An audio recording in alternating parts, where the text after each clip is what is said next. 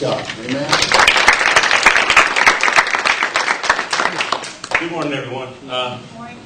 Just want to back up a little bit from going after this May to back where I come from and what my story is. I grew up in a Christian church, a country church out in Johnston County, very similar to this. It feels a lot like home this morning being here.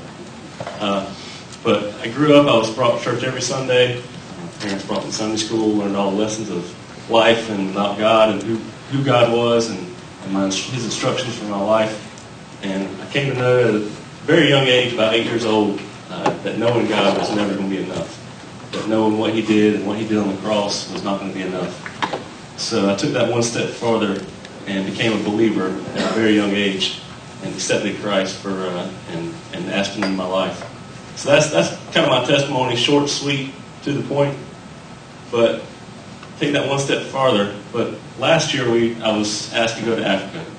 Go to Mozambique and plant a church about 20 miles deep in the African bush. Before we went, I was asked to write down my testimony, and not just write it down, but memorize it. I don't know if anybody has ever done that.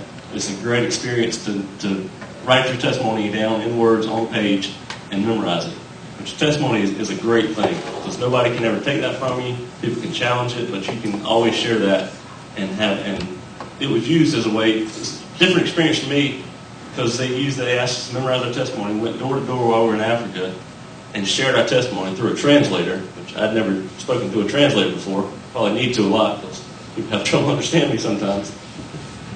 But you spoke to a translator. I don't know if you had the opportunity to do that, but it was an interesting experience. You say one sentence, the translator says another sentence, and they don't understand you, so they kind of give you that look, what you just say.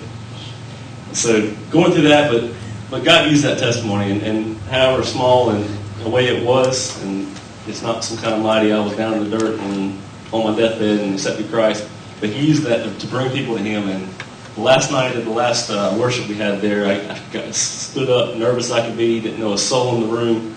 The lights were flickering because the power was about to die, and shared my testimony, and they just came in droves. 20, 30 people just came. I didn't think it was that powerful a testimony, but between that and the message that night, people just came up to accept Christ for the first time. So that was a powerful experience for me. So the trip last year, we went deep in the African bush in Mozambique and planted a church. And we came back out and led a tent revival for a community known as Imaguzi, South Africa. It's a community of about, 50,000 people, over 100,000 people, and there's not a Bible-believing church in that community. So it was tough for me seeing that, but we were planning on going back in a couple of years and maybe planting a church there if we could get enough money and that kind of stuff. But the plan kind of fast-forwarded through us for a little bit. And so less than a year later, we're planning on going back again. The land was donated.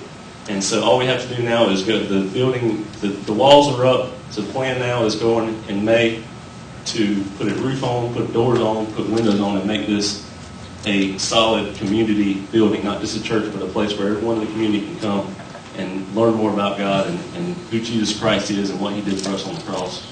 So that's the plan for May. So I'm not up here begging for your money or anything like that. I'm just up here asking for your prayers and your support and what we're doing, because this is a massive undertaking. It's a huge project. So anything we give, when we've already paid for our plane tickets and our travel, I felt it was our obligation to pay for that. So I'm not asking for that, but anything that y'all would give or anything like that, if you ever do a love offering or anything like that, we're just putting money straight towards the building materials.